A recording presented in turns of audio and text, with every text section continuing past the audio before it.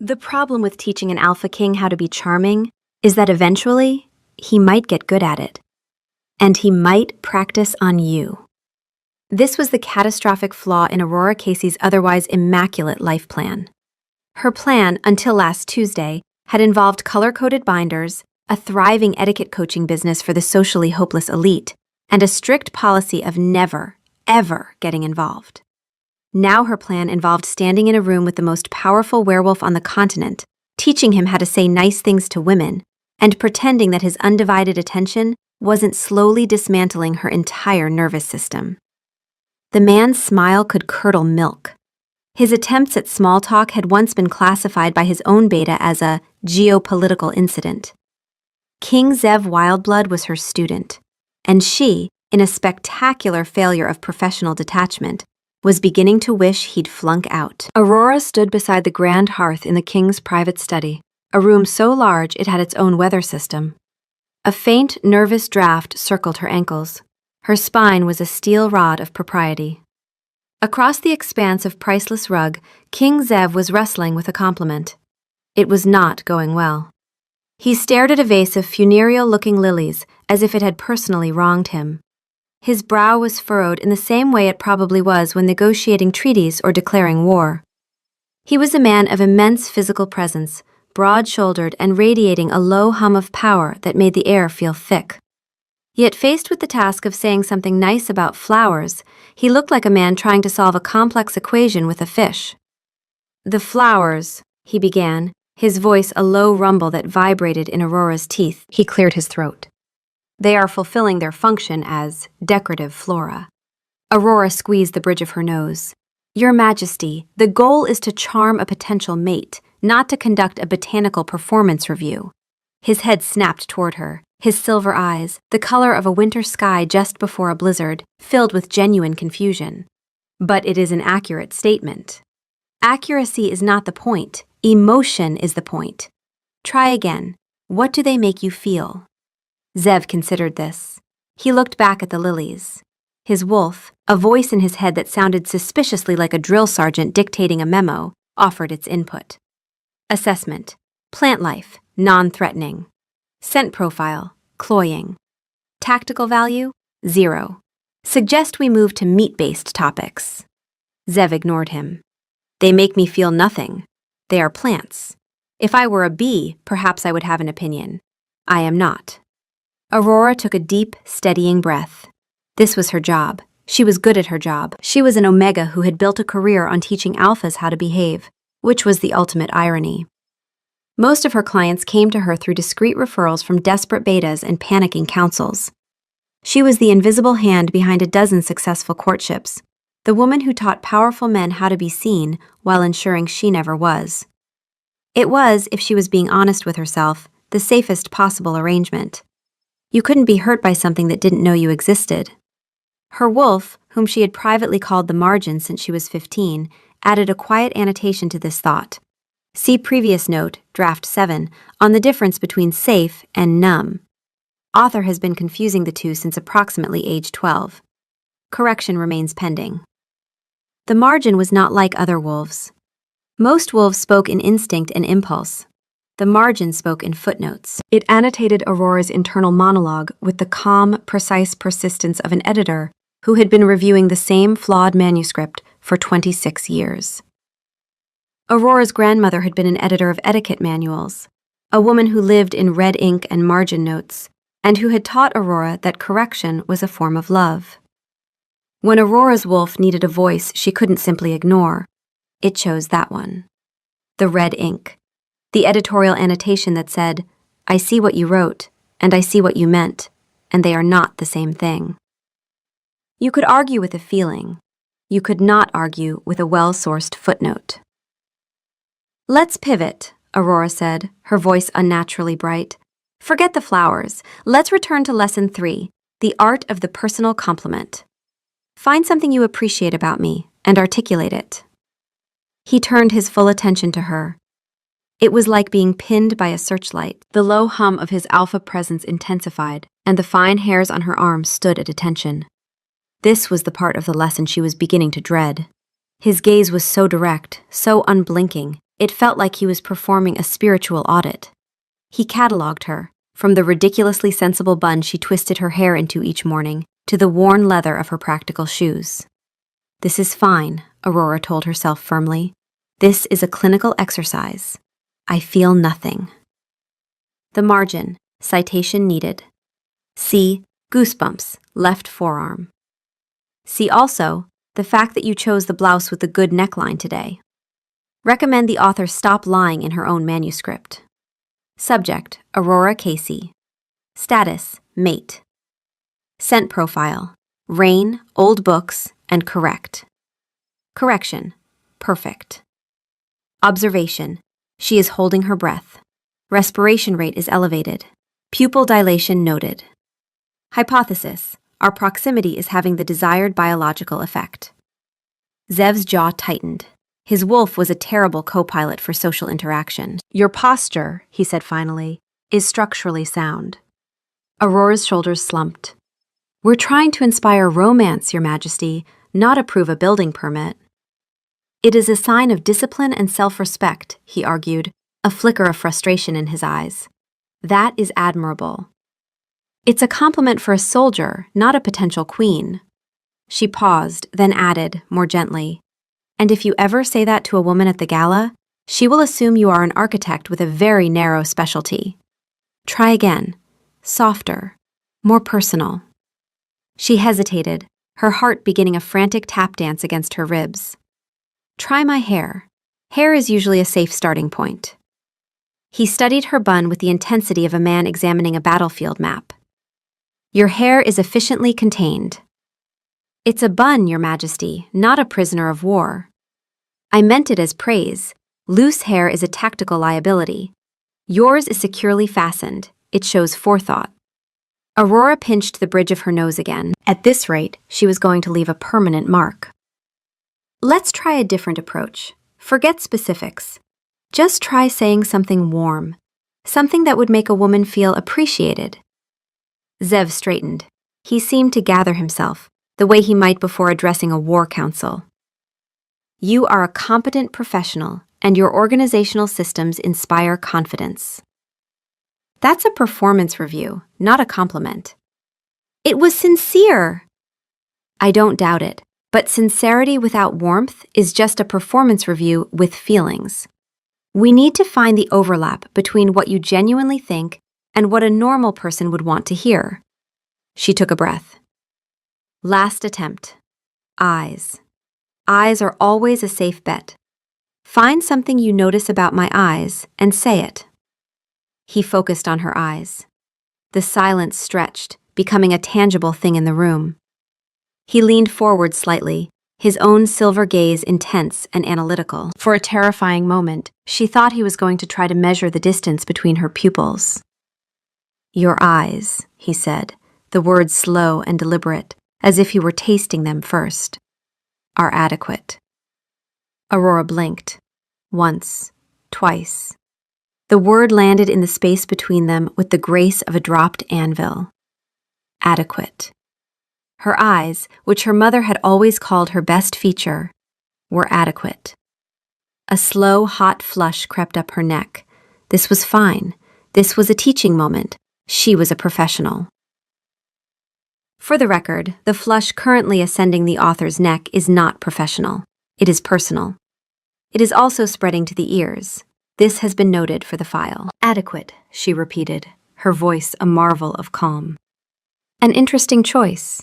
It suggests functionality, serviceability, like a sturdy bridge or a well-made pair of boots.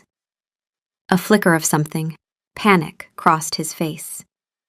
Is that incorrect? If you are attempting to woo a bridge, you are on the right track. If it is a woman, you have failed spectacularly. She held up a hand, palm out. The word you are looking for is beautiful. But that would be a subjective assessment, not an objective fact, he countered, as if she had just asked him to violate the laws of physics. How can I state it as truth? You state it as your truth, she explained, pacing a short, agitated line. You are not writing a scientific paper, Your Majesty. You are expressing a personal feeling. You look at her, You feel that she is beautiful, and you say the word. She stopped pacing. Now, try it. Look at me. He did. His gaze locked on hers, and the analytical coldness was gone, replaced by a focused intensity that made the air thin. The room, the fire, the nervous draft, it all fell away. There was only the unnerving, undivided attention of the Alpha King. Beautiful, he said. The word wasn't loud, it wasn't dramatic, but it was low, certain, and utterly convincing. It landed not like an anvil, but like a spark, igniting a treacherous warmth deep in her chest. It was entirely too effective.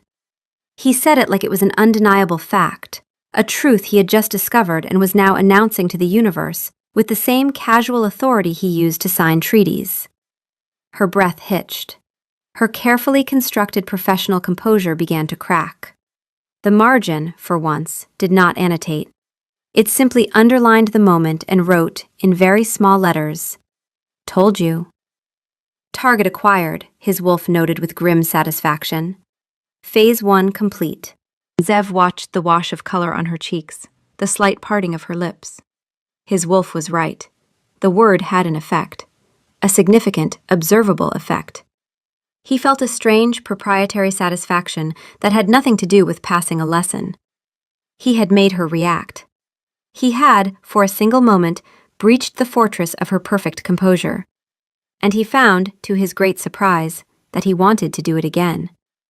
Aurora cleared her throat, shuffled her notes, and launched into a rapid lecture on the history of courtship gestures in the northern packs that she was almost certainly making up on the spot. He let her, but he didn't stop watching. And she, despite every instinct screaming at her to look away, kept catching herself glancing back. She went home that evening and reorganized her lesson plans. Twice. Then she reorganized her spice rack. Then she sat on her kitchen floor and stared at the wall for 11 minutes. The margin. The author would like the record to show that Lesson 3 was a success. The student produced the desired word. The lesson is complete. The author may now move on. The margin would like the record to show that the author has not moved on. The author is sitting on linoleum, thinking about the way he said beautiful like it was a geographical fact, like it was north, like it was gravity. The margin recommends the author get off the floor. The margin's recommendation is ignored. She did get off the floor. Eventually. She made tea, reviewed her curriculum binder, and told herself that Lesson 3 was an isolated incident, a fluke. The word had landed because he had delivered it with conviction, and conviction was simply a skill she had been training him to develop. It was evidence of her teaching ability, not of any personal significance. She was pleased. She was professional. She was fine. She went to bed and did not dream about silver eyes. The margin.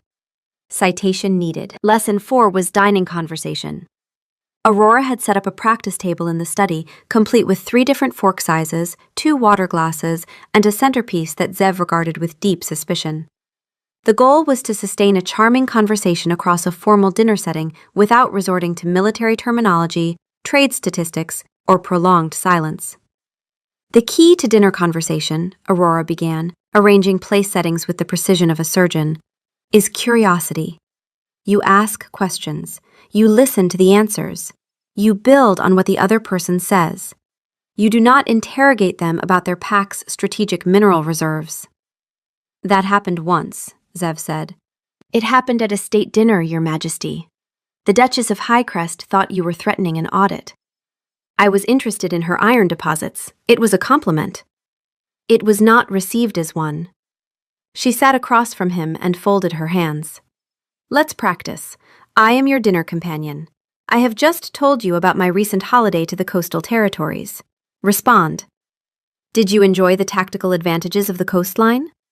No. Start again. And remember the rules. Ask something personal.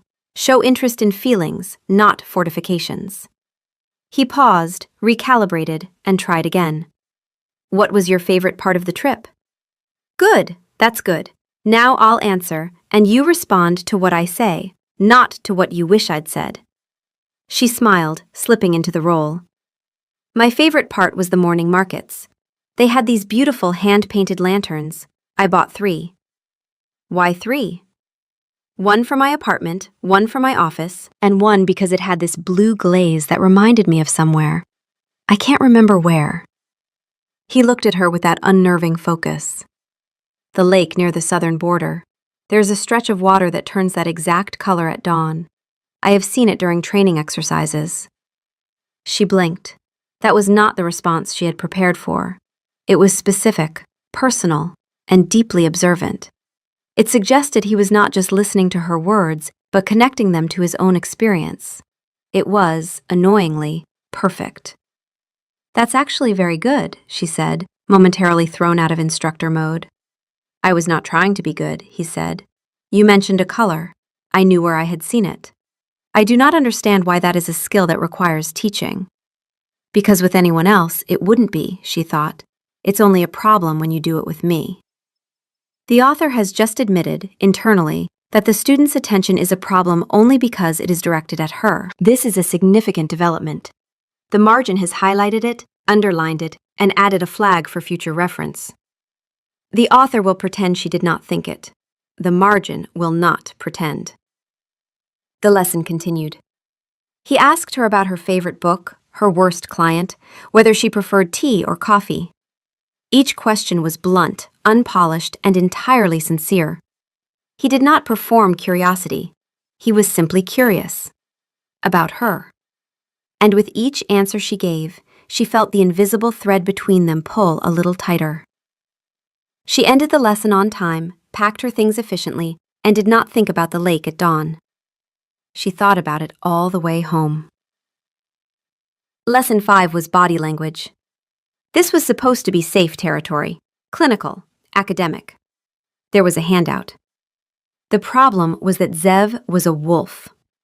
Wolves read body language the way most people read road signs, and when Aurora asked him to read hers, he did so with a precision that made her feel like she was standing under a medical scanner. Your feet are angled toward the door, he observed. But your shoulders are squared to me. You want to leave, but you are choosing not to. Your breathing has been slightly elevated since I entered the room. It was not elevated before I arrived. I checked. Aurora stared at him. You checked my breathing rate before you entered the room?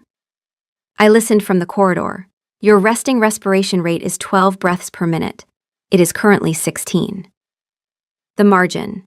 The author's breathing rate is now 18. The margin declines to comment on why. This lesson is about you learning to read other people, Your Majesty, not about demonstrating that you can already read me like a surveillance report. You said to practice on available subjects. You are the available subject. I am beginning to regret that instruction. Lesson 6 was the art of the thoughtful gift. Aurora laid out the principles with brisk efficiency. A good gift shows attention. It tells the recipient that you see them, specifically, as an individual. Generic gifts, flowers, jewelry, chocolates, these say, I know you are a woman. A thoughtful gift says, I know you are this woman. Give me an example, Zev said. Hypothetical. Your dinner companion mentioned she collects antique maps. A thoughtful gift would be a rare map of her home territory, perhaps framed. It shows you listened, you remembered, and you went to effort. He nodded. And if the person mentioned that their favorite book was Pemberton's Guide to Formal Address, 7th edition, and that their grandmother's copy had a damaged binding that they had been meaning to repair but could not find a bookbinder skilled enough for the era of leatherwork? Aurora went very still. She had mentioned that, once, in passing, during Lesson 2, while explaining the historical origins of the formal bow. It had been a throwaway anecdote, a personal detail that slipped out between curriculum points. She had not thought he was listening. He had been staring at the ceiling at the time. That would be a very specific hypothetical, she said carefully. I have located a bookbinder, he said, in the northern reaches. She specializes in pre-industrial binding techniques. She has availability next month. The margin. The author is experiencing a cardiac event. This is not a drill. He remembered the book. He remembered the binding. He found a specialist. The margin would like to formally revise its earlier assessment. This is no longer a professional challenge. This is a 5-alarm emergency. That's very good technique, Aurora managed. Excellent application of the principle. You should use that kind of attentiveness at the gala. She did not say, "Don't use it on me. Please don't use it on me. I cannot survive you paying this much attention." She held it together for the rest of the lesson. She smiled, she corrected, she made a note in her binder about his excellent application of gift theory. She was a professional. She was fine. She made it to the corridor outside the study before she stopped walking. She leaned against the stone wall, pressing her back flat against it, and closed her eyes. Her hands were shaking. Not from fear, from something worse. No one had ever remembered something she'd said in passing. No one had ever listened to a throwaway detail about a damaged bookbinding and then gone out and found a specialist in pre-industrial leatherwork in the northern reaches. No one had ever paid that kind of attention to her because she had spent her entire life making sure she wasn't worth paying attention to. And now someone was, and it hurt. Not because it was unwelcome, but because it showed her, with brutal clarity, exactly what she had been living without. The shape of the absence. The size of the thing she had trained herself not to need. The margin did not annotate. It did not correct or flag or cross-reference. It sat with her in the corridor, in the silence, and said nothing at all. Some things did not require editorial commentary. Some things just needed to be felt. After a while, she stood up, straightened her blouse, and walked home. She did not cry, but it was a near thing. Lesson 7 was the waltz. Aurora had debated canceling it. She had spent 30 minutes composing a memo about how dance instruction was outside the scope of her contract, before realizing that she had specifically included it in Module 4, and there was no credible way to deny this. Her own thoroughness had betrayed her. The study had been cleared of furniture, the rug rolled back to expose the wooden floor. A gramophone in the corner played a slow, formal waltz. Zev stood in the center of the room, looking as if he had been asked to defuse a bomb while wearing oven mitts. "It's not combat," Aurora said, approaching him. "You don't need to look like you're bracing for impact." "The last time I danced was at the Thornwick Summit. I stepped on the ambassador's foot so badly she required medical attention." "You fractured her toe?" "She had small feet. I had formal boots. It was a structural incompatibility." "That's the first time I've heard a broken toe described as an engineering failure." She took a breath and extended her hand. "Right hand on my waist, left hand holds mine. And for the love of all that is sacred, watch my feet." He placed his hand on her waist. It was, objectively, a standard dance hold. Millions of people had performed this exact gesture across centuries of formal events. There was nothing remarkable about it, except that his hand was warm and enormous, and it spanned nearly the entire width of her waist, and she could feel the restrained power in his fingers, the careful gentleness of a man who could bend steel, choosing to hold something fragile. The margin. The author's internal temperature has increased by what feels like several degrees. The margin would like to note that the author's left hand, currently resting on his shoulder, has gripped the fabric of his shirt. This is not part of the standard hold. The author is holding on. "Now," she said, and her voice was steady, which was a miracle of human willpower. 1, 2, 3. 1, 2, 3. Follow my lead first, then we'll switch. He followed. Badly. His sense of rhythm was atrocious, his footwork a series of minor disasters, and he counted the beats under his breath like a man reciting a prayer he didn't believe in. But he was trying. He was trying with the same ferocious determination he brought to everything, and the sincerity of it, the sight of the most powerful man on the continent counting to 3 with furrowed concentration, was so endearing it made her chest ache. "Relax your shoulders," she murmured. "You're leading with tension. A waltz should feel like a conversation, not an interrogation." "I do not know how to have a conversation that does not feel like an interrogation. You have mentioned this." She laughed despite herself. and for a moment the tension broke. He looked down at her, surprised by the sound, and something shifted in his expression, something warm and unguarded and dangerous. "There," he said quietly. "That. You should do that more." "What?" "Laugh. When you laugh, you stop holding your face in that way you hold it, the professional way. You look—" He trailed off, apparently remembering the last time he had attempted to describe how she looked. "If you say adequate, I will step on your foot deliberately," she warned. "I was not going to say adequate." "What were you going to say?" He was quiet for a long moment. They were still moving, the waltz carrying them in slow circles around the empty room, and he was looking at her with an expression she could not catalog in any of her binders. "I was going to say, you look like you forgot to be afraid of me." The music played. They danced. She did not correct his footwork again. They moved in silence, and the silence was not uncomfortable. It was full, warm, occupied. The kind of silence that happens between two people who are both thinking the same thing, and neither is willing to say it. She ended the lesson 10 minutes early. "Schedule adjustments," she said. He did not argue, but when his hand left her waist, she felt the absence of it like a change in temperature. The margin. We are in trouble. Lessons 8 and 9 blurred together. Each one pushed the boundary further. Each one left her more exposed. But it was lesson 9 that nearly broke her. She taught him the art of the handwritten note. He was to compose a practice letter expressing romantic interest, using principles from their earlier lessons: specificity, sincerity, vulnerability. She expected a stilted formal document. What she received was 2 paragraphs in his blunt, unpolished handwriting that began, "I am told I should practice expressing admiration for a hypothetical person. I find I cannot make her hypothetical. She has brown eyes and she organizes things when she is frightened. And she taught me the word beautiful and ruined it for every other context." She read it twice. Then she folded it very carefully, put it in her binder, and told him it was adequate. He looked at her. She looked at him. They both knew what that word meant now. He almost smiled. She almost did, too. The margin. The letter is in the binder. The author filed it under Student Work Samples.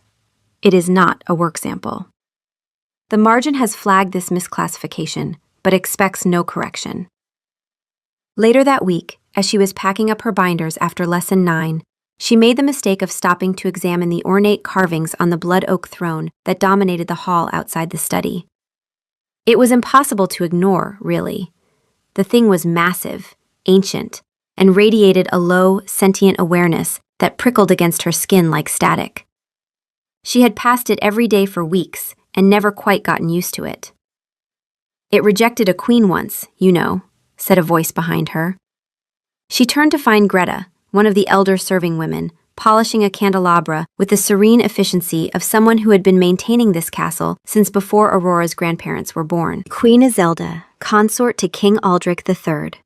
Story goes she married him for political alliance, no true bond between them. First time she sat on the throne beside him at a formal audience, the wood groaned so loud the whole court heard it. She never sat there again. Greta shrugged, buffing a stubborn spot. "Course, some say it's all folklore, but the throne's still here, and the story's still told. Even the furniture judges you in this castle, dear." Aurora looked at the throne. Its dark surface gleamed faintly in the firelight, ancient and watchful. "Lovely," she murmured. "That's very comforting." "Wasn't meant to be," Greta said cheerfully, and shuffled away with her candelabra. Lesson 10 was supposed to be a practice dinner. Finian had been conscripted as a stand-in dining companion so that Zev could observe proper conversation technique from across the table before attempting it himself. Finian, who had not signed up for this when he accepted the position of Royal Beta, sat across from Aurora in the study's makeshift dining setup with the strained expression of a man who had been voluntold for a mission he did not understand. "So," Finian said, unfolding his napkin with exaggerated care, "tell me about your interests." "Very good," Aurora said. "Natural, open-ended. Now remember to maintain eye contact and lean forward slightly to show engagement." Finian leaned forward. Do you come here often? That's a bar in the low districts, not a formal dinner. Try again. Zev was supposed to be watching Finian. He was supposed to be taking notes on the beta's technique, noting what worked, what fell flat, how Aurora responded to various conversational approaches. Instead, he was standing by the window with his arms folded, watching Aurora laugh at something Finian said about the timber negotiations. She was laughing with her whole face. The professional mask was off. She looked relaxed and warm and beautiful, and she was directing all of that warmth at Finian. And something inside Zev's chest, something large and possessive and entirely unreasonable, did not like it. Threat assessment, his wolf reported, suddenly alert. Male subject is in close proximity to mate. Subject is making her laugh. Recommend intervention. Possible approaches. Direct challenge, territorial display, or casual insertion of dominance via superior commentary on the timber industry. Zev, are you taking notes? Aurora called. Yes, he lied. He had not taken a single note. He had been calculating the exact distance between Finian's hand and Aurora's on the table. Finian, who had survived years of Zev's moods, caught the look in the king's eye and quietly moved his chair 6 inches further from Aurora. Perhaps we should wrap up this exercise, he said brightly. I think the lesson has been very instructive. We've been going for 4 minutes, Aurora said. 4 very educational minutes, Finian said, standing. I have learned so much. Excuse me. He retreated with the strategic speed of a man who recognized a territorial situation developing and valued his limbs. Zev watched him go and said nothing. Aurora looked at the king, at his rigid posture and the muscle ticking in his jaw, and understood, with a cold clarity, exactly what had just happened. He was jealous of Finian during a practice exercise. The margin. The author has just observed a possessive response from the Alpha King, triggered by a 4-minute conversation with his own beta. The author's heart rate has increased. The author tells herself this is alarm. The margin notes that alarm does not typically present with flushed cheeks and a suppressed smile. This was the beginning of the end. Lesson 11, she shortened to 30 minutes. No explanation given. He did not ask for one. Lesson 12, she sent a substitute, a young beta named Philip who specialized in deportment and had a very soothing voice. Zev sat through 18 minutes of Philip's instruction on the proper way to offer one's arm, then politely told Philip that his services were not required and that he would wait for Miss Casey. Philip reported back to Aurora that the king had been extremely courteous and absolutely terrifying, and that he would prefer not to return. Lesson 13 was canceled due to a research emergency concerning the historical use of fish forks in the Western Pax. Lesson 14 was postponed because of a sudden curriculum conflict, which apparently meant reorganizing her binder tabs. There was no Lesson 15. Aurora Casey started avoiding him. Not just the lessons. Him. She took different corridors. She ate meals at irregular hours. She developed a sudden, passionate interest in the library's most remote and inaccessible wing, the one that housed agricultural reform texts and smelled of dust and despair. If she saw him coming, she turned. If she heard his voice, she found a door. Finian Holt, who had been delivering her cancellation excuses with the weary expression of a man forced to lie for a living, finally ran out of plausible cover stories. She has, according to this morning's memo, he told Zev, developed a sudden and pressing need to alphabetize the entire Royal Library's collection on agricultural reform. By hand. This is after the fish fork emergency and the binder reorganization and the Philip incident. I am running out of ways to make this sound reasonable. The margin had opinions about all of it and had been annotating Aurora's choices with increasing exasperation. On the Agricultural Reform Library. The author is now alphabetizing books she has no intention of reading, in a room she chose specifically because it is on the opposite side of the castle from the king's study. This is not professional development. This is geography as therapy. On the alternate corridors. The author added 11 minutes to her commute today to avoid walking past the armory. The margin notes that the author does not even know if the king was in the armory. The author was not willing to risk finding out. This is no longer avoidance. This is cartography. Aurora ignored all of this. She was extremely skilled at ignoring the margin. She had been practicing since she was 15.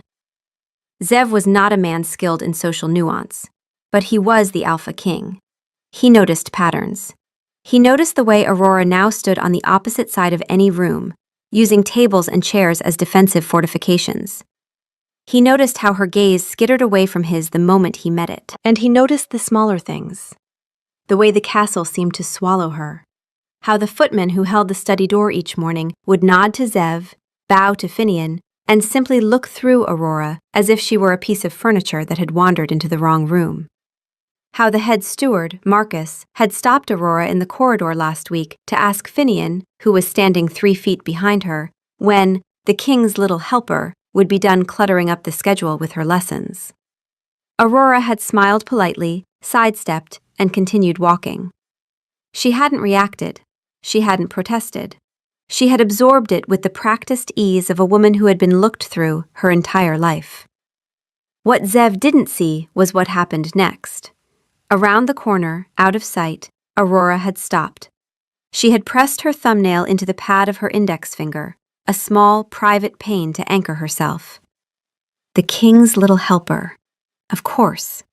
Of course that's what she was. She had always been the little helper, the invisible hand, the woman who polished other people until they shone, and then stepped back into the shadow where she belonged. She had built an entire career on being useful, precisely because useful was the closest she had ever come to being valued. The margin, for once, did not correct her. It did not flag the thought for review or add a cross-reference to a healthier self-concept. Because even the margin did not know what to write when the author believed something this deeply. Some wounds were older than the wolf.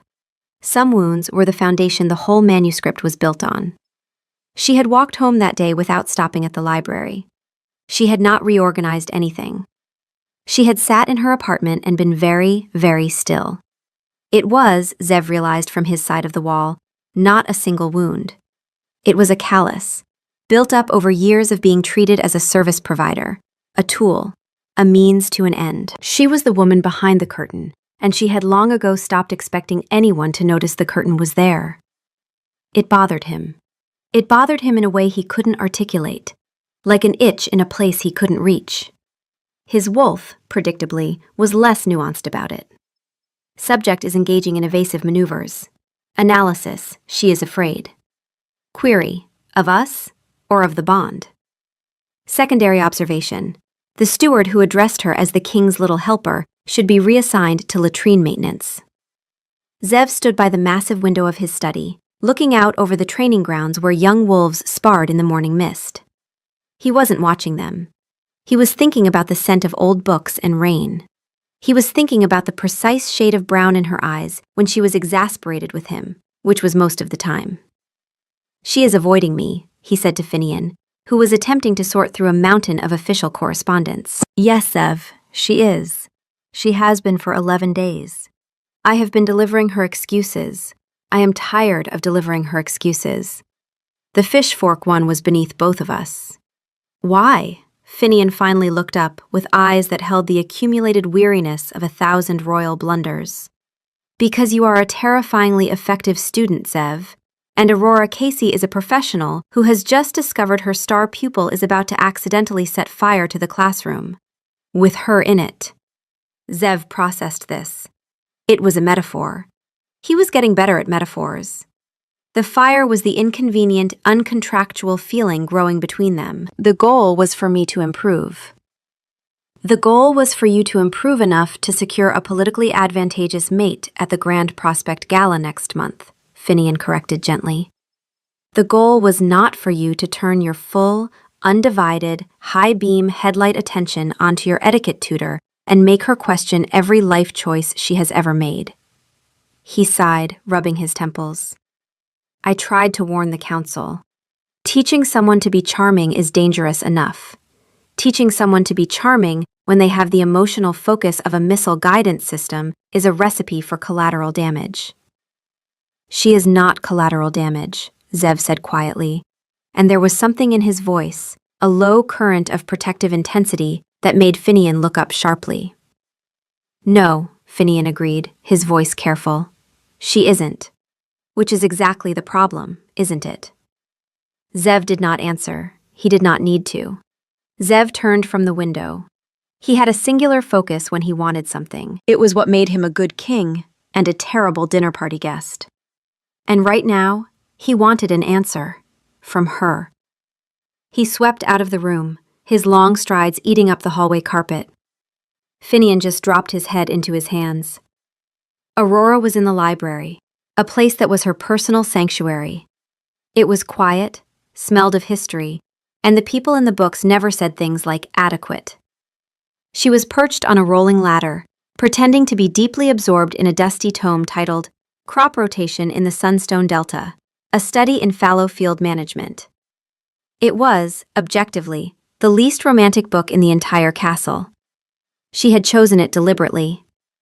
If she was going to hide, she was going to hide behind something with absolutely zero emotional content. Turnip yields could not hurt her. Fallow field management did not have silver eyes. She had been hiding for 11 minutes and had absorbed precisely nothing. Every time she tried to focus on the text, her brain unhelpfully supplied a memory instead. The way his voice had resonated through her bones when he said beautiful. The way his presence felt not like pressure, but like warmth, like standing near a fire on a cold night and realizing you had been shivering for so long you'd forgotten what warm felt like. The margin. The author has read the same paragraph about nitrogen depletion 4 times. Retention rate? 0. Reason. The author is thinking about his forearms. This is not in the curriculum. The drawer the author keeps her feelings in has been opened since he said beautiful. The author has been pretending it is closed. The margin has noted this discrepancy in every draft since. The library doors opened with a soft thud that echoed in the vast, silent space. She didn't have to look. She could feel his presence like a change in atmospheric pressure. The air grew heavier, warmer. Every nerve ending she possessed went on high alert. She did not turn. She focused on the turnips. The turnips, at least, had never looked at her like she was the only thing in the room. "Miss Casey." His voice was quiet, but it carried the weight of command. "Your Majesty," she said, her voice tight, her eyes fixed on the book. "I was just conducting some essential research for our next lesson, on the importance of agricultural small talk. Turnips are a surprisingly divisive topic in the northern packs." He was at the base of the ladder now. She could smell the crisp scent of the forest clinging to his clothes, a hint of leather and pure, undiluted alpha. It was distracting. Dangerously so. The margin, addendum to previous note. It is not just the forearms. It is the entire situation. Recommend immediate evacuation. Also, the author's grip on the ladder has tightened. This has been noted. We need to talk. Is it about the turnips? Because I have several theories. The Greymore delegation, for instance, has very strong opinions on root vegetables. If you lead with a nuanced take on soil acidity at the gala, you could have them eating out of your hand. It is not about the turnips. He reached up and took the book from her hands. His fingers brushed hers, and a jolt, sharp and unwelcome, shot up her arm. He closed the book with a definitive snap. "Why are you avoiding me?" There it was, the blunt, inescapable question. She could lie. She could invent another dozen curriculum emergencies. She had a good one prepared about the etiquette of napkin folding in the Southern Territories that could have bought her at least a week. But looking down into those sincere, searching silver eyes, the lie died in her throat. He deserved the truth, even if the truth was professionally ruinous. She descended the ladder, her movements stiff. She faced him, forcing herself to maintain eye contact. "Because you're improving," she said, the words coming out in a rush. He blinked, genuinely thrown. "Isn't that good?" "No! Yes! It's terrible!" She threw her hands up in exasperation. "It's my job to make you improve. I should be thrilled. I should be demanding a bonus from the council." Her voice dropped, becoming quiet and raw. But I'm not. Because I find myself, against all logic and professional ethics, wanting you to fail. He was very still, processing her words not as an insult, but as a piece of data he didn't understand. His wolf, however, understood perfectly. Confirmation. The subject has acknowledged the mutual nature of the bond.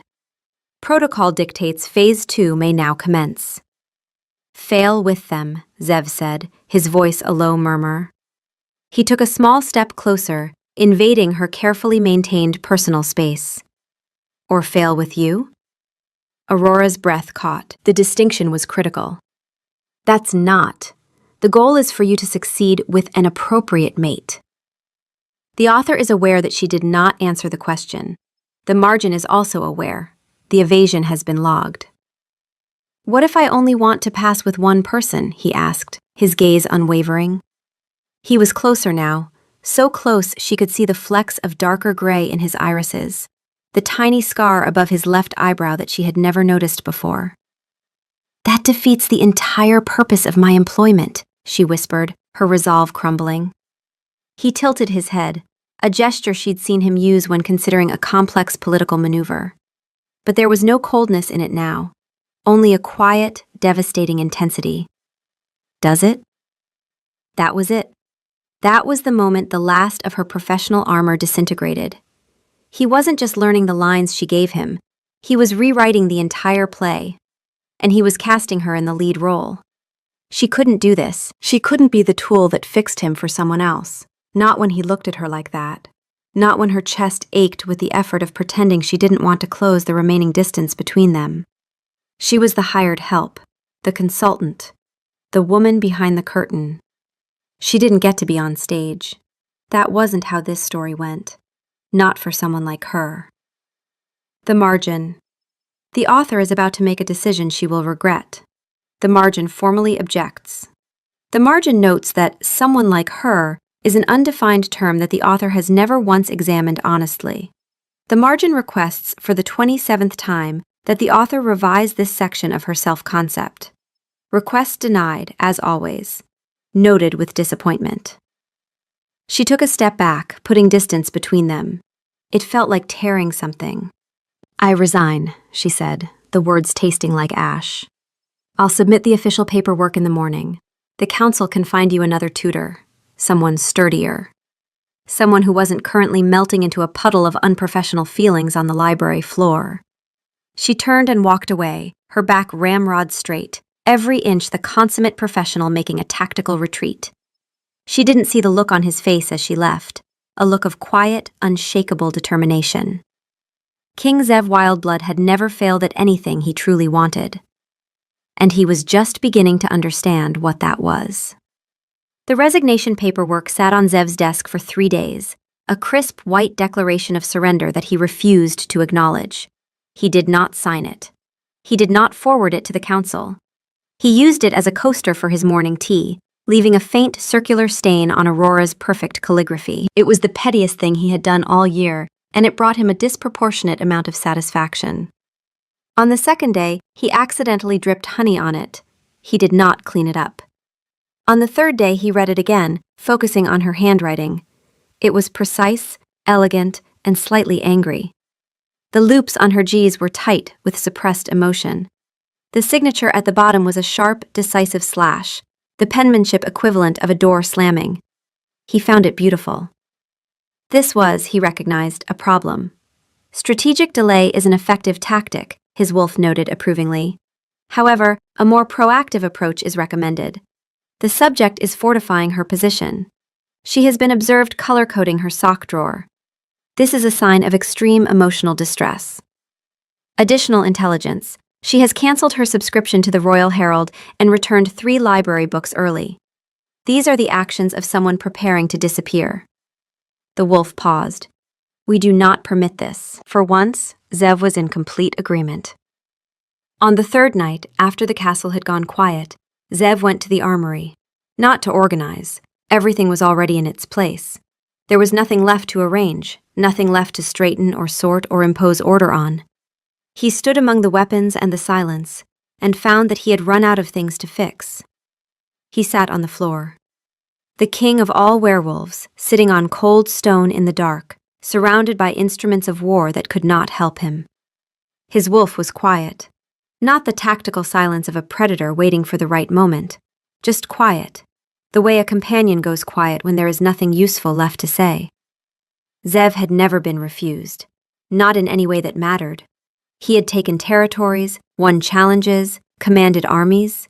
He had bent the world to his will through force and focus, and the simple, brutal certainty that he was right.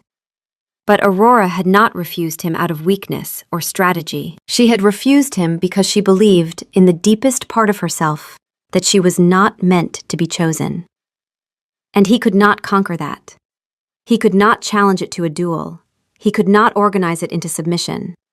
He was terrified. Not that she had said no, but that she might be right to. That he might not be capable of being what she needed. That a man who expressed love through linen closet optimization might not be enough for a woman whose heart had been treated as invisible for so long she had started to believe it was. His wolf stirred, finally, not with a tactical report, just with a question asked in Zev's own voice. What if we are not enough? He sat with that question for a long time, and then he stood up because he was the Alpha King, and the Alpha King did not accept unanswered questions. He would find the answer. He would find it from her. Finian, meanwhile, was having a terrible time. He had cornered Zev in the armory, where the king was stress-organizing the pikes by length and sharpness, a habit that had cost him 2 stewards who had made the mistake of trying to help. Zev, you have to sign the papers. The council is having a collective aneurysm. Lord Rupert Thorne is sharpening his monologues. He delivered a 17-minute speech this morning about maintaining the dignity of the selection process. That was so boring 3 council members fell asleep. One of them was standing up. He paused for breath. And I am trying to negotiate a timber treaty with Alpha Sabine of the Iron Ridge Pack, using your pre-Aurora methods. Do you know what she said when I complimented her on her efficient deployment of logging resources? Zev placed a pike in its rack with geometric precision. That it was an accurate assessment? She asked if I was a tax auditor or a suitor. When I clarified I was attempting to be charming, she laughed for 3 straight minutes, called me adorably bureaucratic, and threatened to make a coat out of me. And the worst part is, I think she meant it as a compliment. I don't know how to interpret anything anymore. We need Aurora back. I am aware, Zev said calmly. He picked up a battle axe, tested its weight, and set it down at a slightly different angle. I have a plan. Finian looked alarmed. Your plans usually involve challenging someone to a duel or invading a small, unsuspecting territory. Please tell me this one involves less paperwork for me. It involves one final lesson, Zev said, a glint in his eye that Finian did not like at all. Oh no, Finian said quietly. One final lesson, Zev repeated, as if Finian's dread was ambient noise he could safely ignore. He placed the last axe in its bracket, stood back, and surveyed the armory with the satisfaction of a man who had imposed order on a chaotic universe. From her curriculum, she designed it. She cannot object to completing it. She can object to many things, Zev.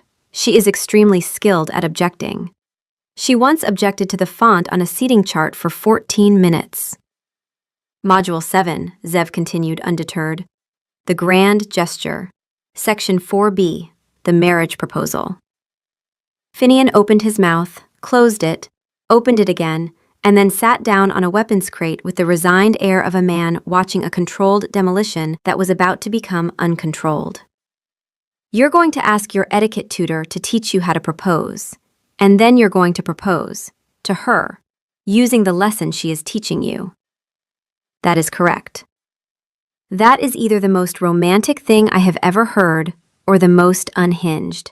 I genuinely cannot tell. Both, probably, Zev conceded, then quieter. She needs to see that it's real, Finian. She thinks she's a tool, something to be used and set aside. I need to show her she is not. But if I simply declare my intentions, she will assume it is confusion or gratitude or some misplaced alpha fixation. She will rationalize it away. She is extremely good at rationalizing. So you're going to use her own system against her. I'm going to use her own system to speak her language. There is a difference. Finian considered this for a long moment. Then he sighed, stood, and brushed dust off his trousers. I'll have the car ready. Aurora was packing. Her small apartment, usually a haven of minimalist order, was in a state of controlled chaos. Boxes labeled etiquette manuals and historical cutlery were stacked against one wall. Her entire professional library was sorted, categorized, and ready for transport. It was a physical manifestation of her decision to flee. Everything had a label. Everything had a place. If her emotional life was a disaster, at least her filing system would survive. She sat on the floor between two boxes, holding a leather-bound copy of Pemberton's Guide to Formal Address, 7th edition. It had been her grandmother's. The spine was cracked, the pages soft with use, and in the margins, in faded red ink, were her grandmother's annotations. Corrections, clarifications, small, fierce notes that said, "This matters, get it right." Aurora ran her thumb over one of them and felt her throat tighten. Her grandmother had taught her that words were power, that knowing the right thing to say and when to say it could open doors that birth and status had locked. And now she was using that power to run away from the one person who had ever looked at her, truly looked at her, and said the word beautiful like it was the most obvious fact in the world. The margin. The author is holding her grandmother's book while sitting on the floor of a half-dismantled apartment. The author is about to cry. The author would like the record to show that she is not crying. The margin would like the record to show that she is. She pressed the book against her chest and allowed herself, for one unguarded moment, to feel the full weight of what she was leaving behind. Not the job, not the castle, not the money. Him. The man who organized pikes when he was stressed, the man who complimented posture instead of appearance because he genuinely valued discipline over decoration. The man who had looked at her with those silver eyes and asked, "Does it?" as if the answer was the only thing in the world that mattered. She was doing the right thing. He was a king. She was a contractor. This was how the story went. The margin. The author has written this sentence before. Draft 4, Draft 5, Draft 6. Each time with less conviction.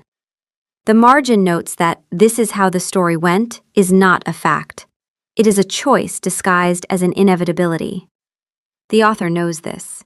She does not wish to examine it. Noted. She didn't believe it, but she was very good at pretending. A knock on her door made her jump. It was a heavy, authoritative knock. Not the mail carrier. Not the nosy neighbor from 3B who kept asking if she could sense auras.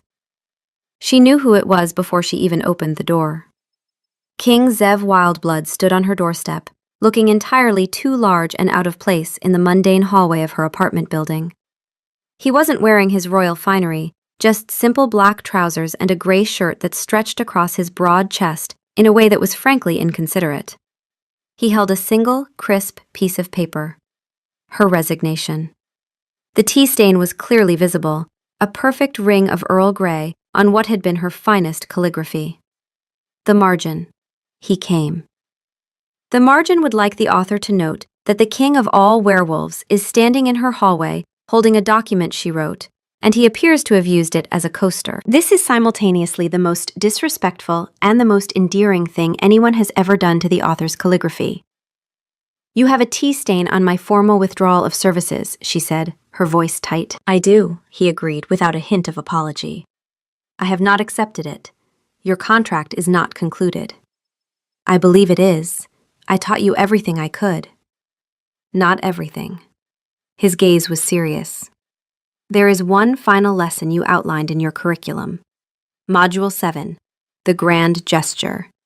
Specifically, Section 4B, the marriage proposal." Aurora's blood ran cold. "That was a theoretical module, Your Majesty, for advanced students. You are not an advanced student. My compliments have progressed from structurally sound to pleasingly symmetrical in less than a month. I held a 5-minute conversation with the Duchess of Stonefall about her prize-winning roses without once mentioning blight. By your own metrics, I qualify. Those metrics are guidelines, not binding criteria. He stepped past her into the apartment.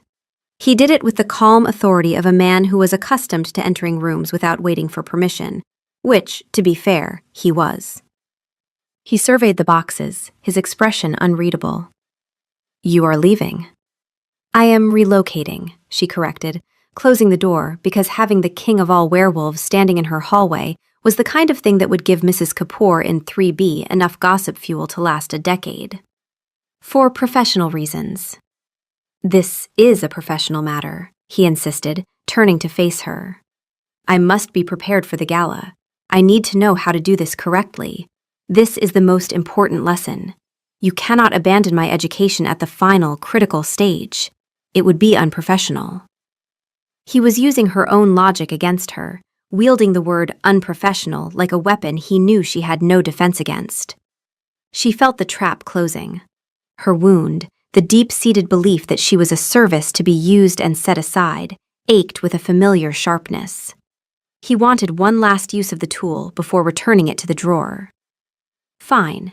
She would give him his final lesson. She would show him how to propose to his perfect, high-born queen, and then she would disappear. She would be invisible again, which was where she belonged. The margin. The margin has read this draft before. The margin is tired. Fine, she snapped, her control fraying. One last lesson. What do you want to know? The proper kneeling posture? The traditional wording? The appropriate carat weight for a royal engagement ring? All of it, he said quietly. Show me. Demonstrate. She took a deep breath, shifting into instructor mode. It was her armor. When she was teaching, she was useful, and useful was safe. The proposal is not a request. It is a declaration. It must be sincere, personal, and unwavering.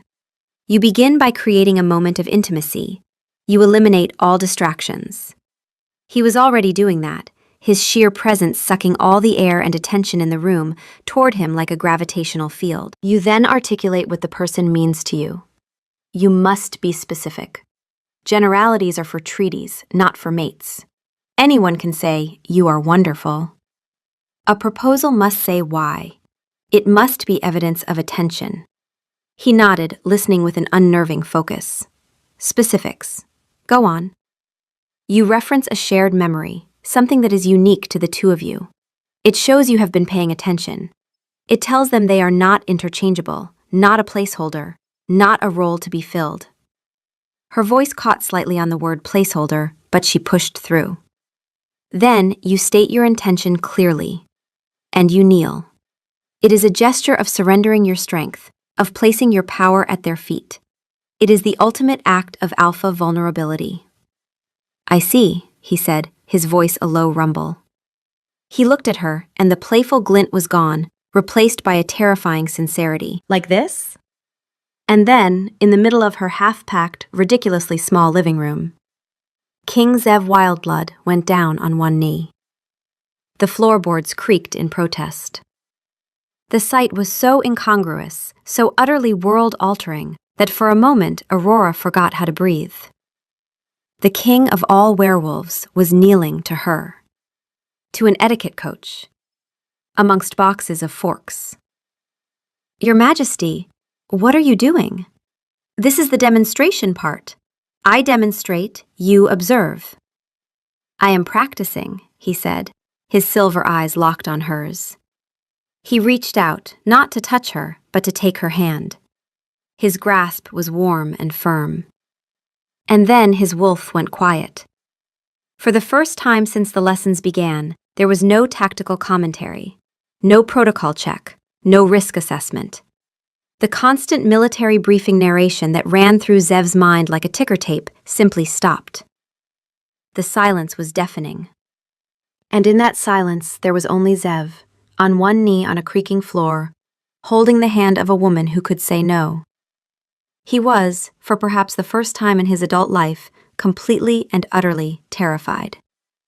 He took a breath. You said to be specific. Your Majesty, I really don't think. Aurora Casey. Her name in his mouth was not a title or a formality. It was an anchor. From our first meeting, you have been a catastrophic failure of my entire defense system. You have challenged me, you have exasperated me, and you have refused to be intimidated by me. You look at me not as a crown, but as a project. A deeply flawed, socially inept project, and it is the most honest anyone has been with me in my entire adult life.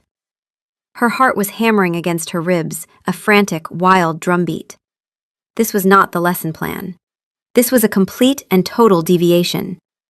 The margin had gone very still. For the first time in Aurora's memory, it was not annotating. It was listening. You said to reference a shared memory, he continued, his voice dropping lower, more intimate. The first time I saw you, I called your eyes adequate. It was the most inaccurate statement I have ever made. They are not adequate. They are the color of rich earth after a rainstorm, and they see right through every wall I build around myself. I have thought of little else since. It is inconvenient. It is disruptive. It has severely impacted my ability to focus on trade negotiations. I do not care. His thumb traced a slow circle on the back of her hand. I am not a poet. I cannot offer you pretty words. I will always be better at organizing armories than expressing emotion. But I can offer you honesty. I can offer you loyalty. I can offer you a lifetime of me trying, and probably failing, to say the right thing. He paused, and she saw it then, the vulnerability beneath the power, the man beneath the king. His jaw was tight, his silver eyes were bright with something that looked dangerously close to fear. My wolf recognized you from the moment you walked into my study. It has taken my human brain considerably longer to catch up. But I am here now. Something stirred in him, a quiet, instinctive pull toward the place where her neck met her shoulder, the place where a mark would bind them. He did not act on it, but his wolf registered the impulse with a single, reverent word. Soon. The lessons were never for them, Zev said, his voice quiet but unshakable. They were always for you. I was just too stupid to realize I was practicing for the only test that mattered. He paused, and the silence in the room was absolute. Even the pipes in the wall, which usually provided a constant background symphony of complaint, had gone quiet. That wasn't practice, he said. Aurora stared at him, at the king kneeling at her feet, offering her not a crown, but his awkward, honest, infuriating self. She looked at his sincere, hopeful face. She looked at the tea-stained resignation letter on her kitchen counter. She looked at the boxes of her carefully packed, carefully ordered, carefully invisible life. He wasn't practicing. He was proposing. And the margin, in the quietest voice Aurora had ever heard from it, wrote a single, final annotation on the draft of her life she had been writing since she was 12 years old. The draft that said she was invisible, that she was a tool, that she was the woman behind the curtain who never got to step into the light. This document is no longer under editorial review. All corrections have been accepted. Final draft approved. And she, in the biggest, most spectacular failure of her professional career, knew exactly what her answer was. The word yes was a whisper, so quiet she wasn't sure she'd said it aloud. But he heard it. Of course he heard it. He was a wolf. For a moment, neither of them moved. The word hung in the air between them, small and enormous at the same time. A single syllable that rearranged the entire architecture of both their lives. Aurora watched it land on him, watched the way his silver eyes widened fractionally, the way the tension in his shoulders released like a held breath, the way his hand tightened around hers, as if he was afraid she might take it back. She wasn't going to take it back. That was the terrifying part. She had never been more certain of anything in her life, and certainty, for a woman who had built her entire identity on careful, measured, reversible decisions, was the most frightening thing in the world. A slow, brilliant smile spread across Zev's face, transforming his usually stern features into something boyishly handsome. It was a genuine, unguarded smile, and it was aimed directly at her. It was devastating. She had spent weeks trying to teach him how to smile like that, and now she realized he had always known how. He had just never had a reason. He rose to his feet in one fluid motion, pulling her gently with him. He didn't kiss her. Instead, he did something far more intimate. He rested his forehead against hers, closing his eyes. "Good," he murmured, the word a low vibration against her skin. The logistics of canceling the gala would have been complex. Aurora let out a shaky laugh that was half a sob. Of course. Even in the most romantic moment of her life, he was thinking about logistics. "You are infuriating. I have been told you have your work cut out for you." His wolf, from the depths of its unprecedented silence, finally spoke. Phase 3, Consolidation of Gains. Mates secured. Recommend immediate bonding run and consumption of celebratory meats. Some things never changed. The return to the castle was a blur. One moment, Aurora was standing in her dismantled life. The next, she was sitting in the king's ridiculously opulent car, her hand still held firmly in his. He hadn't let go. Outside in the hallway, Zev's royal guard, a pair of enormous wolves who had been left standing bewildered by the elevator for the better part of an hour, reported back to Finian via a terse radio message that the king had entered a commoner's apartment building alone, emerged holding an Omega's hand, and smiled. Finian, back at the castle, poured himself a large drink and did not ask follow-up questions. In the car, Aurora felt a dawning sense of panic mixed with a dizzying, terrifying joy. What had she done? She, Aurora Casey, the queen of control and order, had just agreed to marry the most chaotic variable on the continent. She wasn't meant for this. She wasn't a queen. She was the woman who taught queens which fork to use.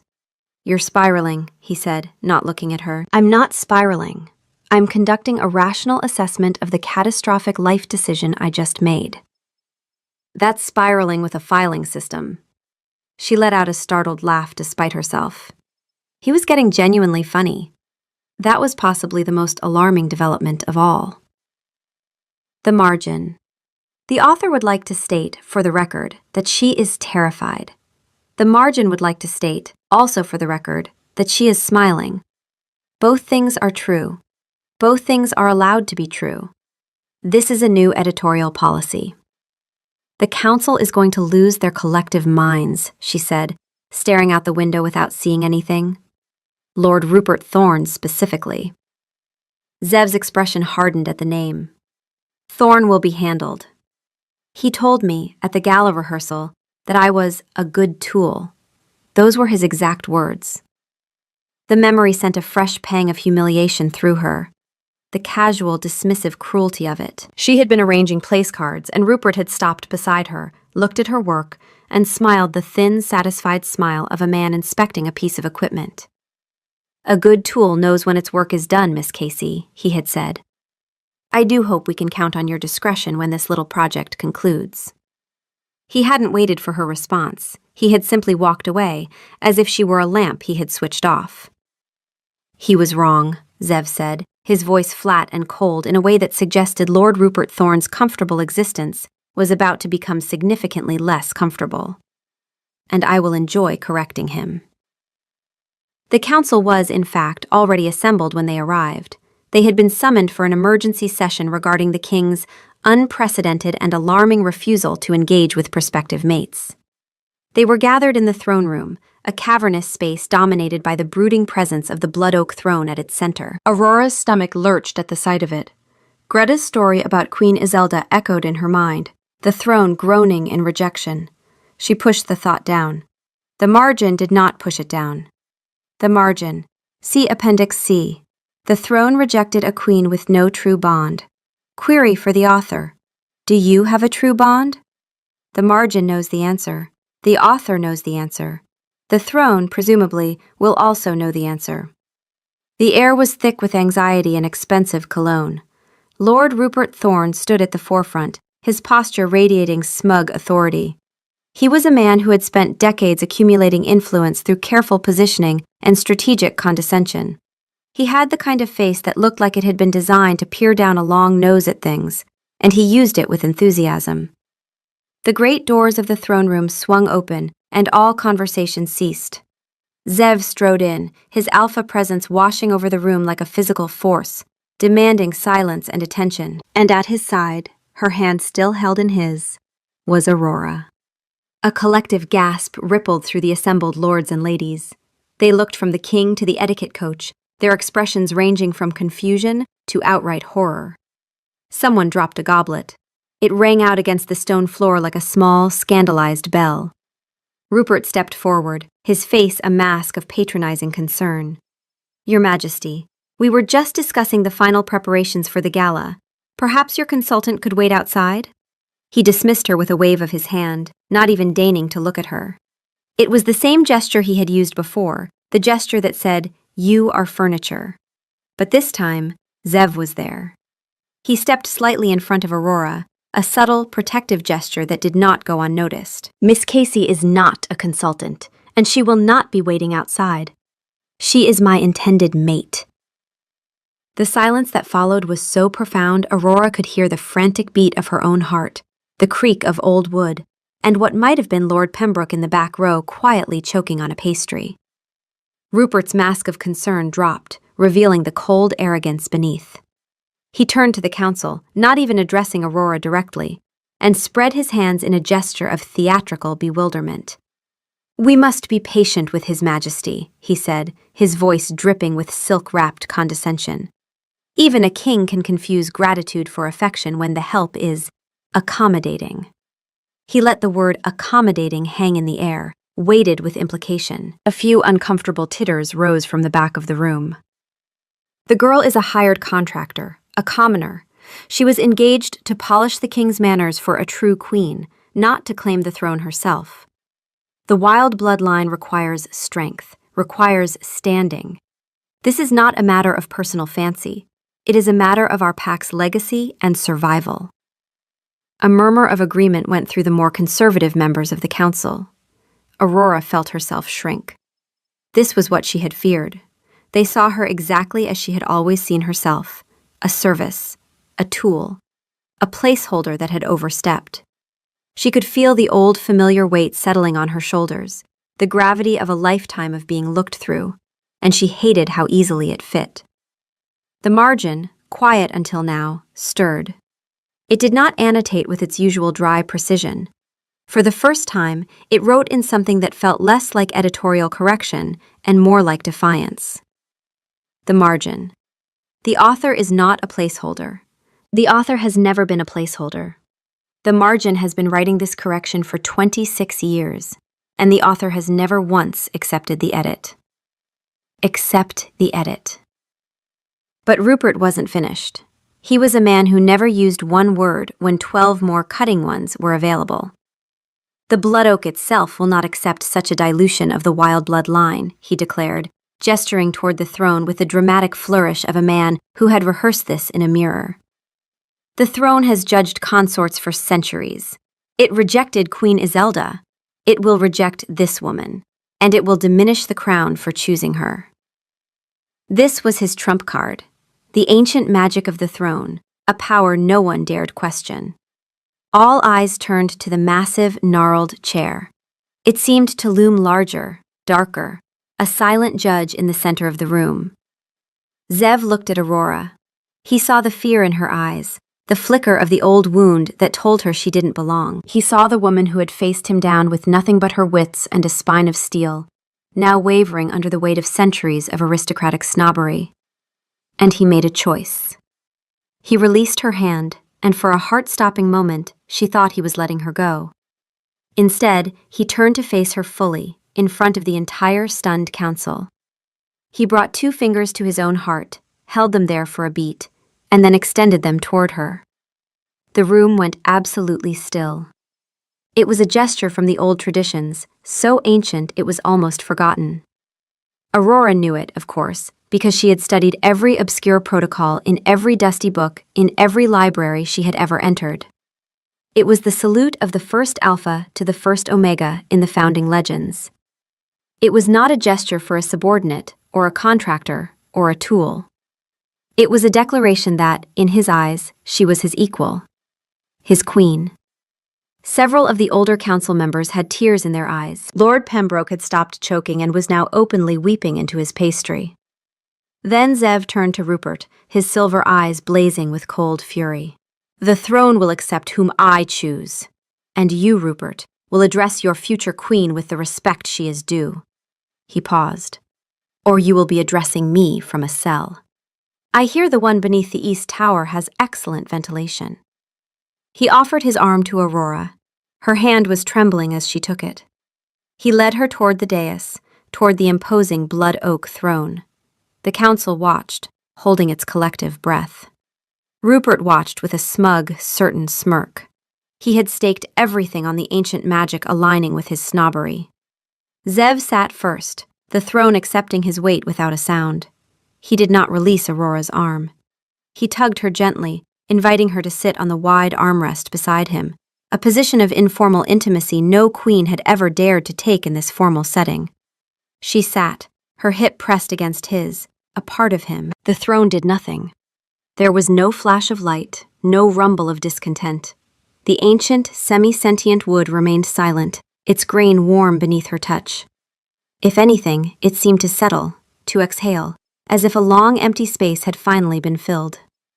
A low groan of despair escaped Rupert Thorne. His entire argument, his whole power play, had crumbled into dust. His arrogance had not allowed for the possibility that the magic of the bond was stronger than the magic of pedigree. The throne did not judge bloodlines or social standing. It judged the truth of the bond.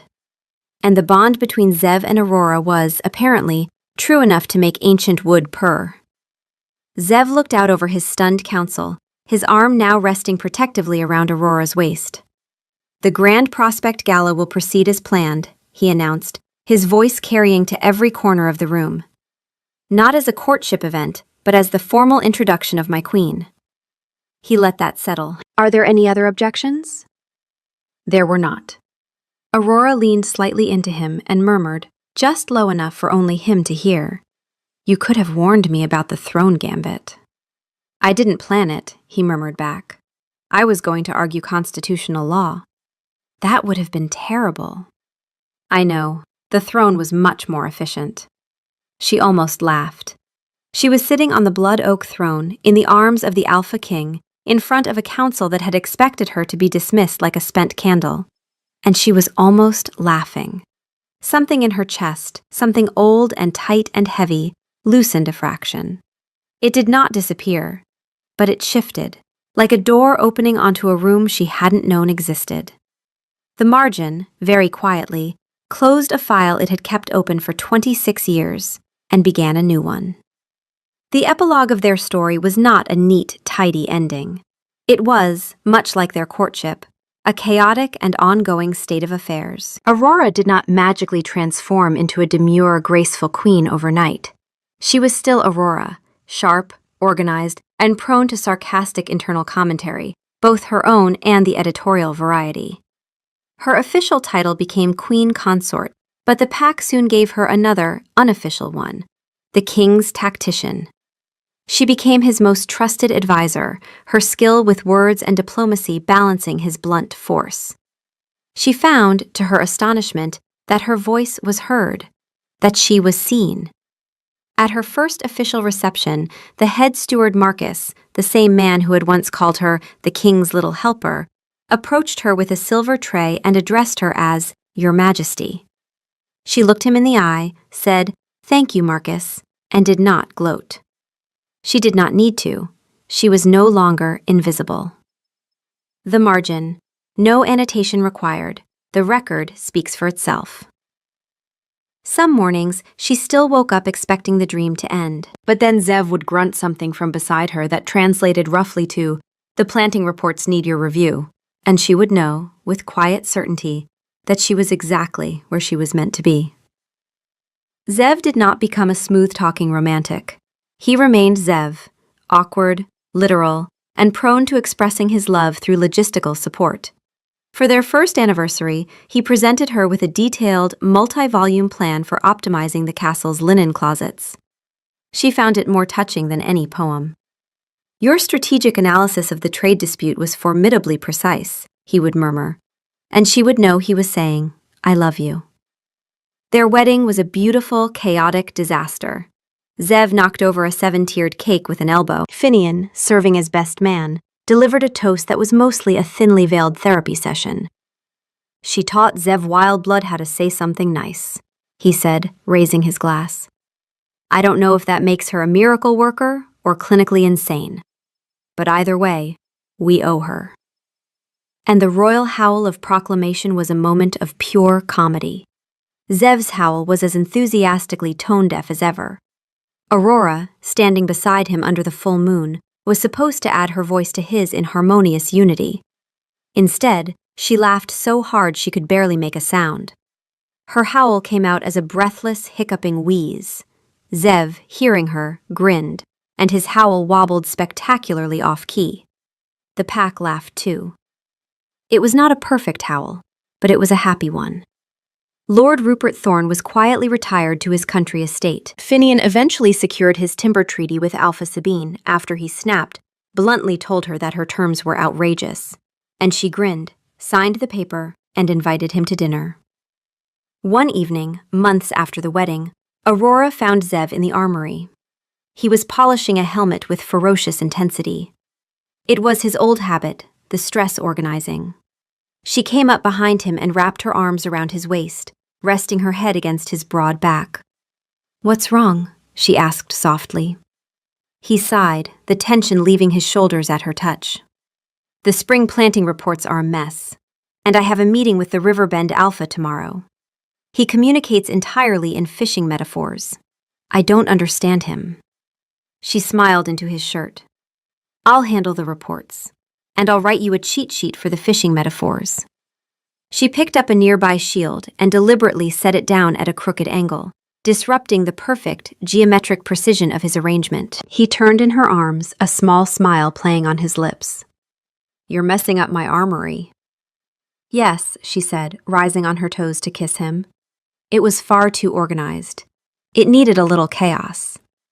His wolf, for once, offered no tactical analysis, no protocol check, no risk assessment. Just a quiet, simple thought that was Zev's as much as his own. Home. And the margin, in the last annotation it would ever need to make, wrote simply, Final draft. No revisions necessary.